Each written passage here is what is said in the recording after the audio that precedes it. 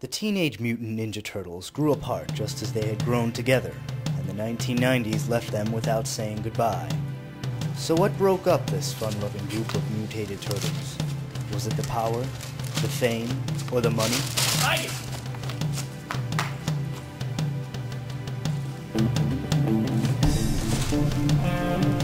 This is their story, the random, true Hollywood story.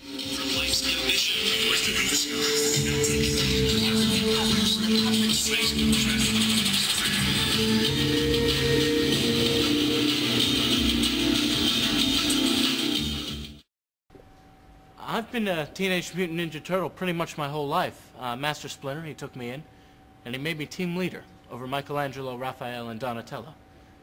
He also gave me the color blue, and he named me after the man who painted Jesus. I mean, Master Splinter doesn't pick favorites, but I think we all know who he would pick. I don't really remember being a turtle beforehand. I mean, I'm still a turtle now, but before I was a, 6'3" turtle capable of thought and reason by ooze. You know, there's the Shredder's minions, and they're trying to fight them and be nice, and they're saying, "Oh, Raphael, you're the rude one." I don't know. I would rather kick their ass and be the rude one than be the nice one. I like the surfboard. He's a radical rat. I always wonder, were we supposed to be like this? Is this natural? Well, it's not natural, but I mean, we all turned out all right. 3 of us turned out all right. Michelangelo is a valued member of the team. His humor and innocence bring us closer together as a family. Michelangelo has a slight attention problem. Yeah, Mike's retarded. You know, come to think of it, he might actually be colorblind too. Leonardo's awesome. He always takes me surfboarding. Raphael hits me. It's quiet. Maybe a little too quiet. Oh, hey, look, it's Raph. Maybe a little too Raph. What are you doing? Mikey, shut up. Yeah! Our Master Splinter is a wise and powerful teacher who has taught us much. But along the way, we've made some other friends, too, some steadfast allies from our travels up in the surface world. So I was walking home this night, it was really late, and these street urchin boys mugged me, which was obnoxious, to say the least. And suddenly, somebody throws a knife fork thing, little like scepter, I don't know, at the street lamp, and it all goes dark. And I hear this noise. It was loud and very, very rude. And it sounded kind of like, it sounded like... Damn! Whoa, yeah, when I heard Raph say that, I was like, ooh, loose cannon. He's using the D word. No, I've had to give him several demerits in the past for his language. I lost my sigh. Next thing I know, I have these turtles following me around, begging for money to buy pizza. They love their pizza. And I wouldn't give them money if I wasn't so terrified from these giant man-sized turtles with gross shells in their back. They don't clean them. Carrying weapons. And, I mean, I felt sorry for the orange one. April O'Neil, she's our friend. She buys us pizza all the time. Totally rad. I'm like, cowabunga, dude! Pepperoni! You know, I trained for about 16 years, in the martial arts by Splinter, and on the day we get our weapons, he says, "Here you go." And I say, "Well, that's a stick." He's like, No, this is a bow staff. And I'm pretty sure it is just a pool cue that he got from the nearby sewage. I would have tried harder, but, what does he expect me to do? It's a stick. We're fighting, like, rhinos and technodrones and these big drill things and soldiers from Dimension X, and I've got a stick. It's still not as bad as Raph's weapon, though. I mean, I don't know what that is. It's like some sort of fork, knife thing. Their size! They're meant to break swords! You know? I haven't actually, fought anybody who's got a sword, but if I see a purse snatcher in an alleyway and they're carrying a katana,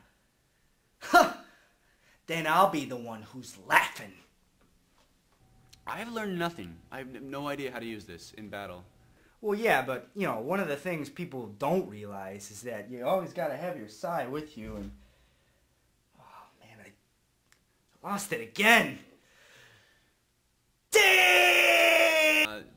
He taught me how to catapult tires on the people and how to hit trash cans at them. Damn! Oh, wait, here it is.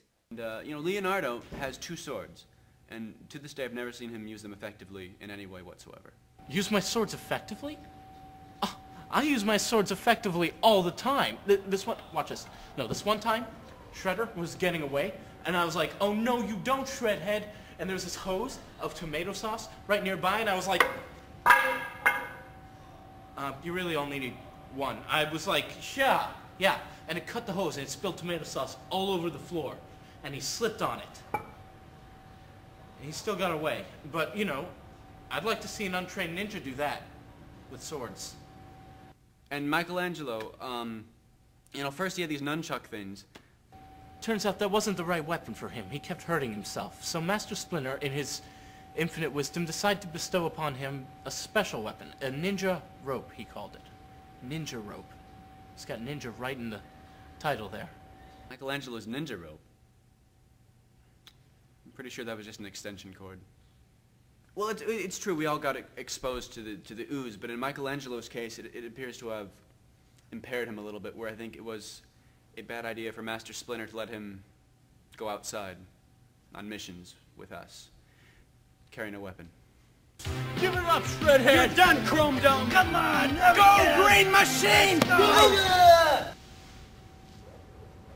Yeah, go Bunga Dude! Oh! Mikey. Yeah! Hey, come on.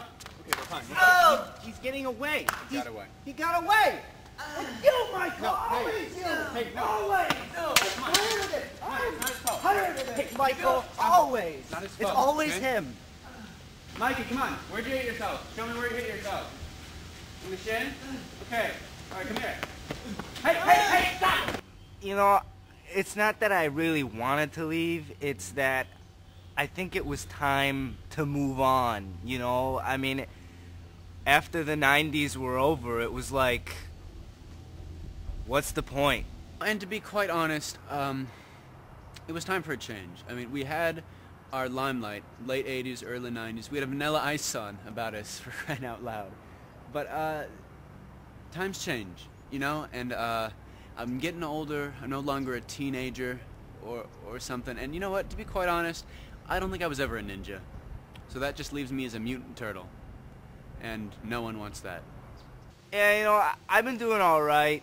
I'm really not complaining. I mean, I got my own video rental store in West LA, and, you know,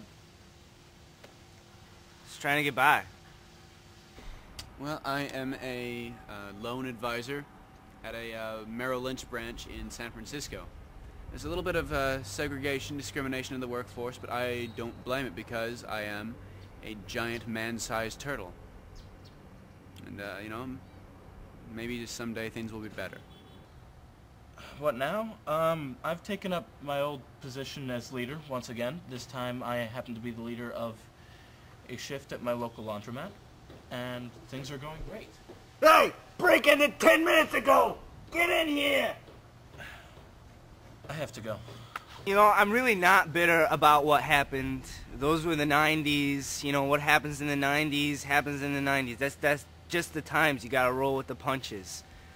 I mean, I never really did get to use my size to break any swords. I still carry them around with me, though. I mean, I even got them. But where did I put them?